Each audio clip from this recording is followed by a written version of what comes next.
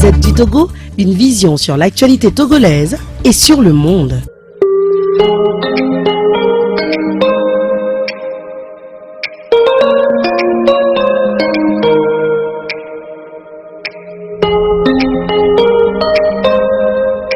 Chaque fois que nous rencontrons des partenaires du Togo venus de l'étranger, ou ceux qui sont ici, nous leur parlons de la question du découpage. N'oubliez pas que ça fait 12 ans. 12 ans. C'est depuis janvier 2011, donc ça fait 13 ans que nous parlons de cette question. La question que vous aurez pu vous poser, c'est pourquoi c'est toujours l'ANC qui parle de ça. L'ANC est le seul parti de l'opposition au Togo. Pourquoi on ne parle pas de ça? Pourquoi les autres ne parlent pas de ça? Pourquoi vous dites que nous, on en parle toujours en période électorale? Tout le monde peut parler de ça. On n'est pas les seuls Togolais préoccupés par la transparence et l'équité des élections. Donc, tout le monde peut parler de ça. Sauf si l'on considère que le découpage est équitable, correct. Malheureusement, nous avons démontré scientifiquement que le découpage n'est pas équitable. Et donc aujourd'hui, il est impossible de s'opposer sérieusement à un nouveau découpage. Mieux, nous avons saisi la Commission nationale des droits de l'homme sur la question. Après avoir pris des précautions, les précautions nécessaires, nous avons saisi la Commission nationale des droits de l'homme, qui a pour mission de promouvoir et de préserver les droits de l'homme. Parce qu'une personne qui pèse la moitié, un Togolais qui pèse la moitié du poids d'un autre Togolais en dignité est lésé dans ses droits. Donc il a la capacité de saisir la Commission nationale des droits de l'homme. Ce que nous avons fait, ça veut dire que nous sommes résilients, nous n'abandonnons jamais. Quand nous savons que nous avons raison, on peut nous opposer des choses, parce que ce que je ressens dans certaines interventions ou certaines critiques, c'est mais passer à autre chose. Non, on ne passera pas à autre chose. La preuve qu'on ne passera pas à autre chose. Je vais vous citer deux textes. Le rapport d'investigation de la CNDH. La CNDH, lorsque nous l'avons saisi, a cru pouvoir rejeter notre requête au motif que nous n'avons pas bien saisi. Ça veut dire la forme de la saisine n'est pas bonne. Alors la CNDH a étudié, examiné une requête présentée sur la même base par une association de la société civile, Front Citoyen Togo de l'Eau. Et après avoir cité abondamment l'ANC, je vous dis, après avoir cité abondamment l'ANC, la CNDH dit les préoccupations relatives au découpage électoral sont réelles et récurrentes. Réelles, c'est-à-dire elle dit la même chose que vous, ça dit, et récurrente, elle dit la même chose que vous, que ça fait longtemps qu'on en parle, ça revient tout le temps, tout le temps, tout le temps. Donc, réelle et récurrente. Donc, nous avons bien fait de la saisir. Et maintenant, nous attendons que des dispositions soient prises pour que, enfin, le découpage soit équitable. Mais les propositions qu'on entend par-ci, par-là, une commune, un député, ça veut dire, on prend la commune et on dit, la commune devient circonscription électorale. Et non, la question n'est pas le nombre de députés. La question c'est quoi? C'est le poids de chaque, l'égalité du poids de chaque député au sein de la représentation nationale. On peut avoir 10 députés, je prends un chiffre comme ça, mais des députés de même poids. Ça dépend des circonscriptions, comment les circonscriptions sont créées, etc. Mais c'est le poids, l'égalité du poids des députés au sein de la représentation nationale qui importe. Ce n'est pas le nombre des députés.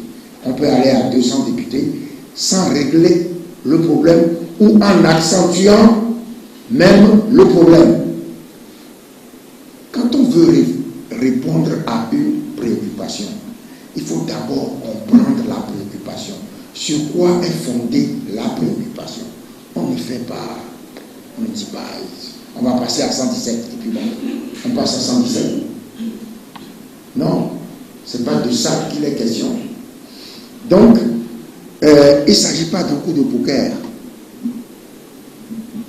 ni un baroud d'honneur, puisque finalement, la Commission nationale des droits de l'homme saisit, pas par nous, mais sur la base de notre étude. Vous aurez le document qui s'appelle rapport d'investigation.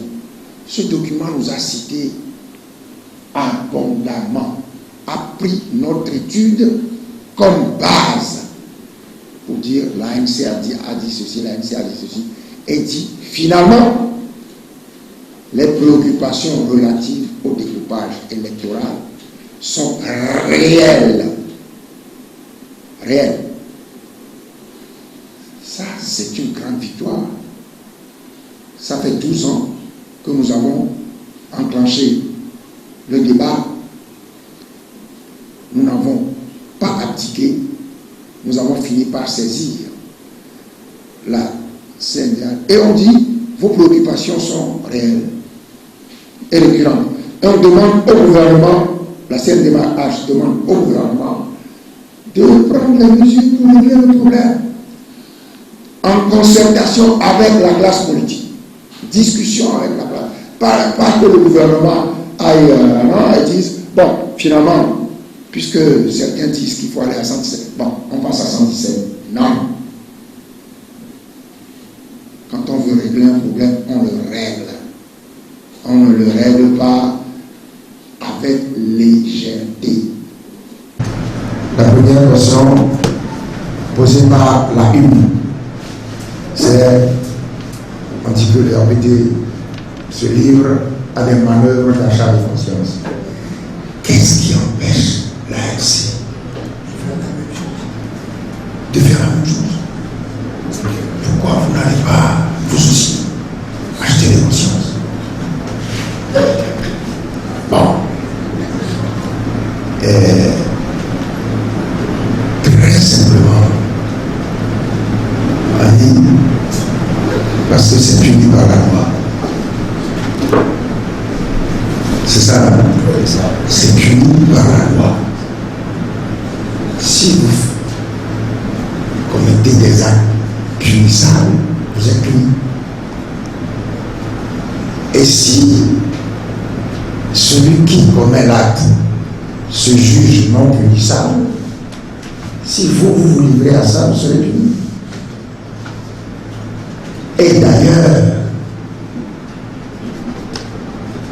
nous avons, puisque c'est puni par la loi, nous avons prévu de prendre certaines dispositions. Je m'arrête là-dessus. Et donc vous êtes déjà intelligent, vous pouvez comprendre. Je suis sûr. Donc, c'est puni par la loi. Je n'ai pas l'article en tête. Article 136. Article 136. Code électoral. Quiconque, par don ou promesse d'avantages financiers ou matériels, influence ou tente d'influencer l'exercice ou non du droit de la liberté de vote d'un ou de plusieurs personnes directement ou par entremise d'un tiers est puni d'une peine de 6 mois à 3 ans d'emprisonnement et d'une amende d'1 million à 5 millions de francs CFA, assortie d'une interdiction du droit de vote et d'être éligible pendant 5 ans. Nous connaissons. Le problème, c'est que nous connaissons la loi. C'est le problème. Ils font la loi. Nous la respectons, ils ne la respectent pas. Donc, c'est puni par la loi. Pourquoi on ne le fait pas? Parce que c'est puni par la loi. Monsieur la une. C'est ça le problème. Alors, si le consensus n'est pas trouvé, c'est toujours la une. Ouais. Est-ce qu'on ira aux élections? J'ai toujours dit que mon problème, c'est toujours vous me posez des questions. Vous voulez savoir des choses avant que la chose arrive. C'est votre droit. D'accord? Mais c'est notre droit aussi de ne pas de vous dire vous êtes trop curieux. Hein? Vous avez le droit d'être curieux. Mais pas d'être curieux devant des gens qui sont vigilants. Donc, nous sommes vigilants. Vous verrez ce qu'on va faire. Mais vous attendez toujours qu'on dise ah mais on fera ceci, on fera ceci. Ah mais faites votre travail, nous faisons le nôtre.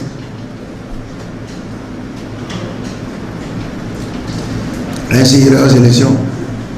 On va dire l'ANC dit non, je ne vais pas aux élections. Ouais, je vais aux élections, qu'il pleuve, qu'il neige. Non.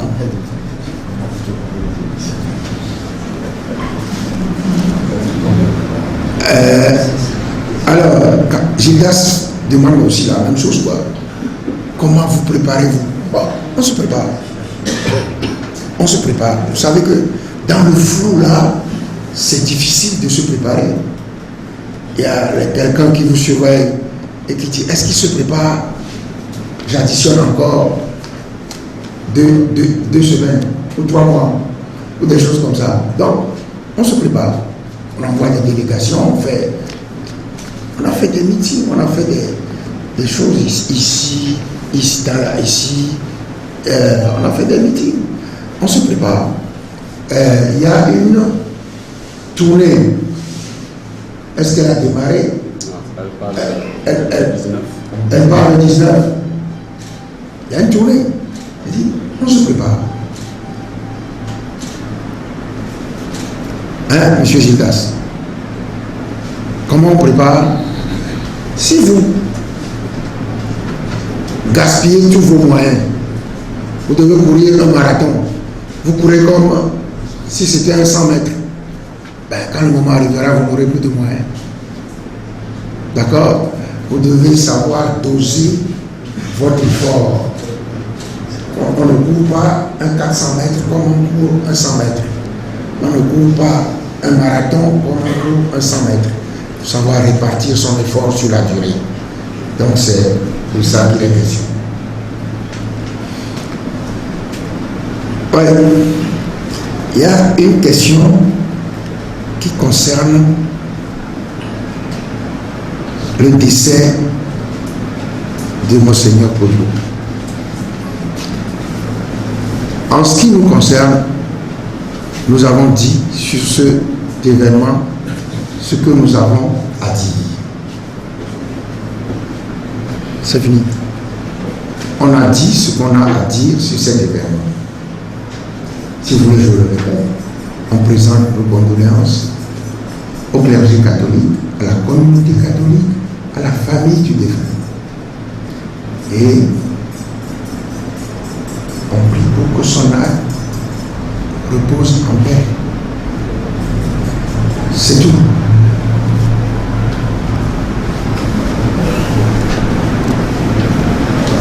C'est clair et net. Les élections sur fonds propres.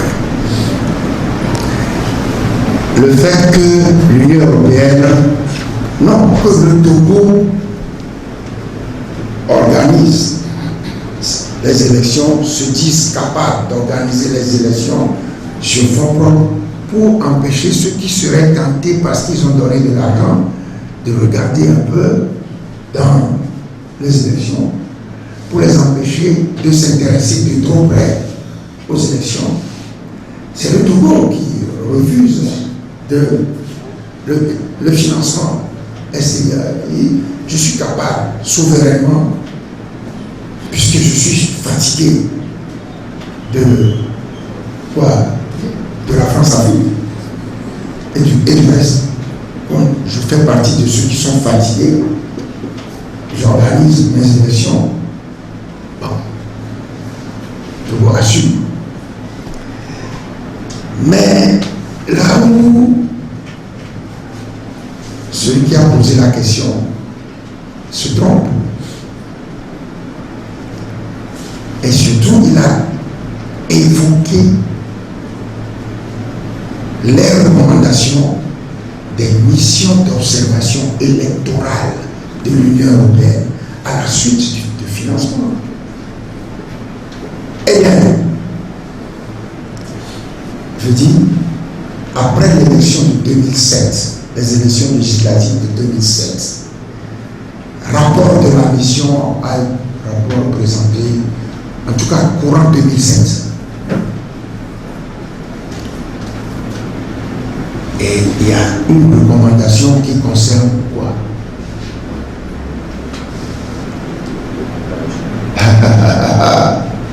Qui concerne le découpage électoral. Après le rapport Strauss qui lui date de 1997, qui a déjà identifié un problème fondamental au Togo, le découpage électoral. 2007, c'est 10 ans après. Rapport Strauss-Thirier, 97. 2007, mission d'observation électorale de l'Union européenne, rapport présenté par Madame Fiona Hall.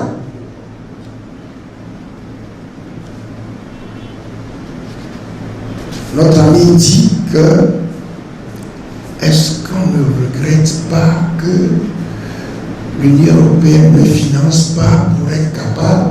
L'Union européenne finançait, faisait des recommandations. Le Togo s'en fichait. Nous parlons encore du découpage actuellement.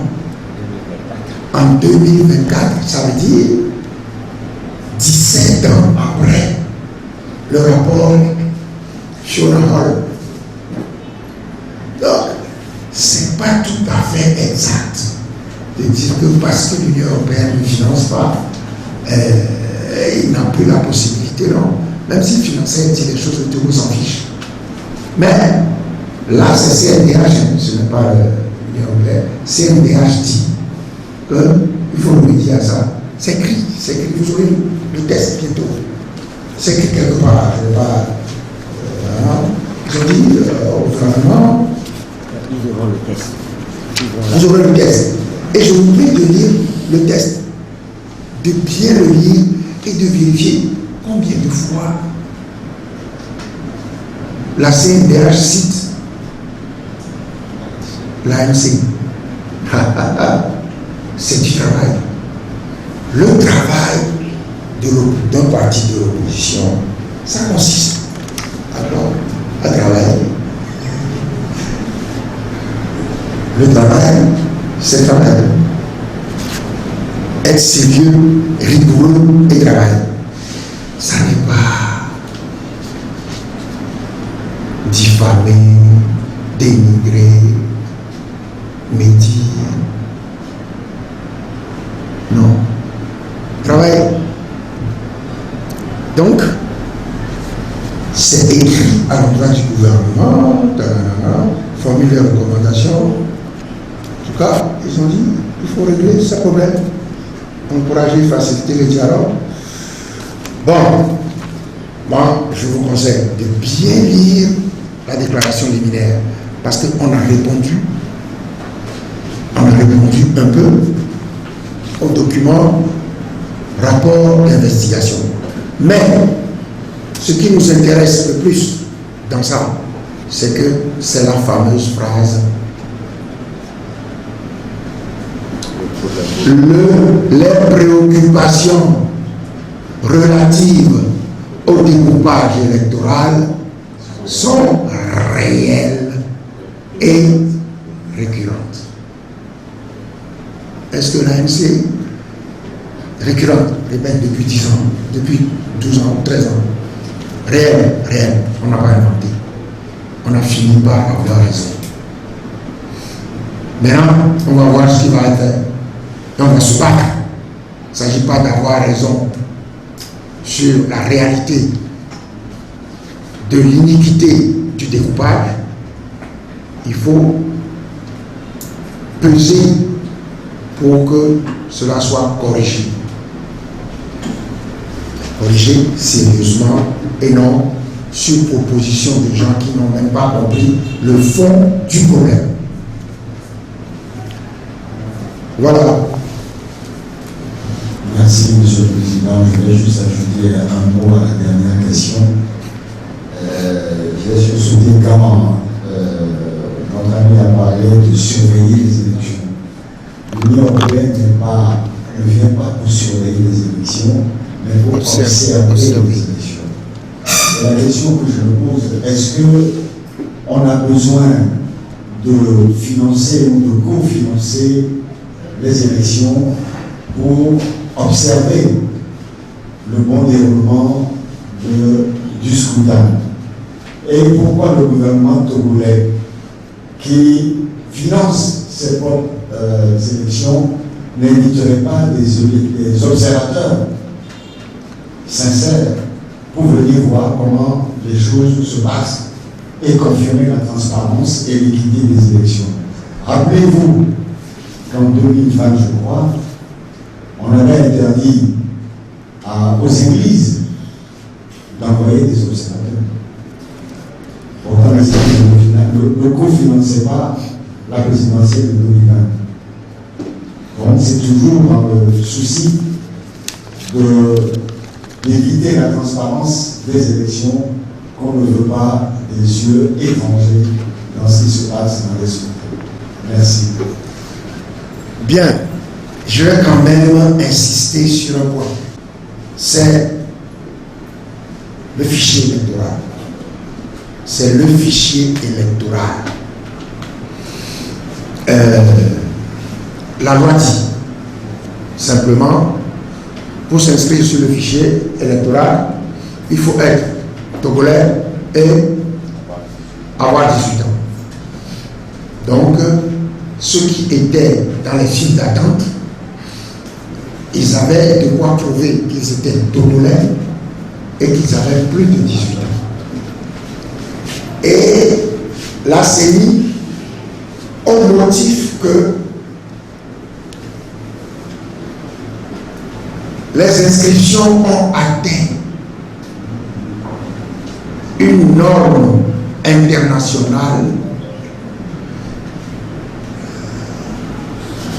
a arrêté, donc la CENI a arrêté l'inscription de gens qui étaient dans les files d'attente, au motif qu'ils ont atteint, que la CENI a atteint la norme internationale, qui serait la moitié de la population, qui serait la moitié de la population. Bon, donc la CENI a arrêté dans la zone 1.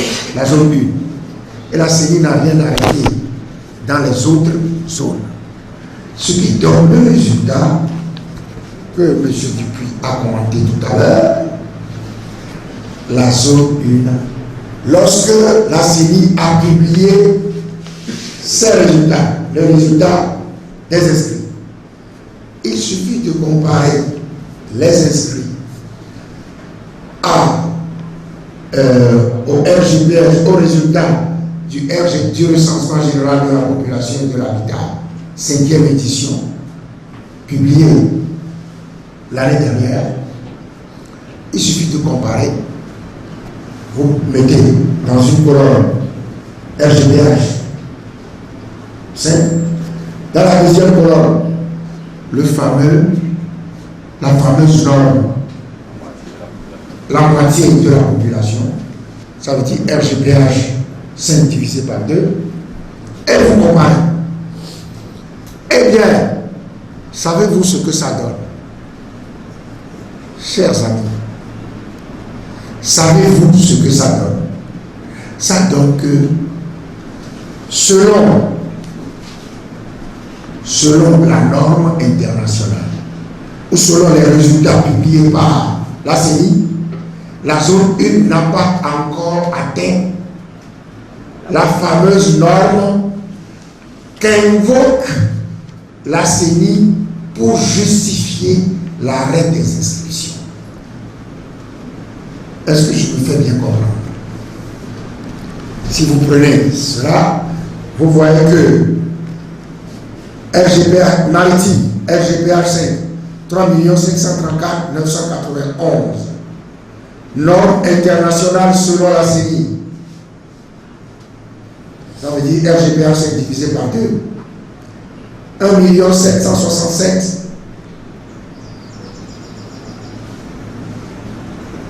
496 électeurs recensés 1 745 026. Ça veut dire la norme n'est pas encore atteinte. Et il reste 22 000. Si on prend le raisonnement de la CENI, donc ça veut dire la CENI, soit elle s'est trompée ou elle ment. Et surtout, dans tout le pays, vous faites la même approche. Et vous comparez normes internationales et lecteurs recensés. Et vous trouvez, dans les plateaux, on a recensé plus que la norme, 73 000, plus que la norme. Dans la centrale, on a recensé 31 000, plus que la norme. Ça veut dire là-bas, quand la norme est atteinte, on n'arrête pas. Dans la Cara, on a recensé 53 040, plus que la norme. De plus que la norme, hein, la fausse norme, la fameuse norme de la CENI. Quand ça atteint la norme là-bas, on n'arrête pas. On continue jusqu'à recenser 53 000 de plus que la fameuse norme. Et dans la savane, on a continué de recenser 20 000 de plus que la norme, lorsque la norme est atteinte. Et pourquoi on n'a pas appliqué la même règle à la région maritime? Ouais, nous avons dit que dans la région maritime, il faut 141 000 personnes pour un député. Et que la région maritime est lésée. Eh bien, on démontre. La CENI a encore démontré que la région maritime est dans son viseur. Ça doit être corrigé. Les chiffres ne mentent pas. Il faut demander à la CENI quelle est ta norme. Comment tu calcules ta norme? C'est pas RGPH divisé par 2. D'accord. Maintenant, ce que tu as recensé, on va comparer. et on a trouvé que la norme n'était pas encore atteinte, la norme selon toi n'était pas encore atteinte dans la région maritime lorsque tu as arrêté le recensement. Et tu dois reprendre le recensement. C'est ce que nous attendons de la CNDH. Nous l'avons saisi, comme c'est dit dans ce document. Voilà, je crois que là maintenant on a bien appuyé sur le recensement. Vous dites, on a arrêté parce qu'ils ont dépassé. Et vos chiffres montrent qu'ils n'ont pas dépassé. Et là où on a dépassé, selon vos chiffres, vous n'avez pas arrêté. Il y a quelque chose qui ne va pas. Donc, vous recommencez. Voilà. Il n'y a plus de questions. Bien. S'il n'y a plus de questions, il ne nous reste plus qu'à vous remercier d'être venu nous écouter. Et bon, c'est pas la peine, mais je réitère mes vœux pour vous-même et pour vos familles, vos vœux de bonheur, de santé, de prospérité pour vous-même et pour vos familles. Et puis, en ce qui nous concerne, nous continuons de travailler. Et nous comptons sur vous pour expliquer ce que nous venons de dire, peut-être un peu mieux que vous. Nous comptons sur vous pour réexpliquer aux populations.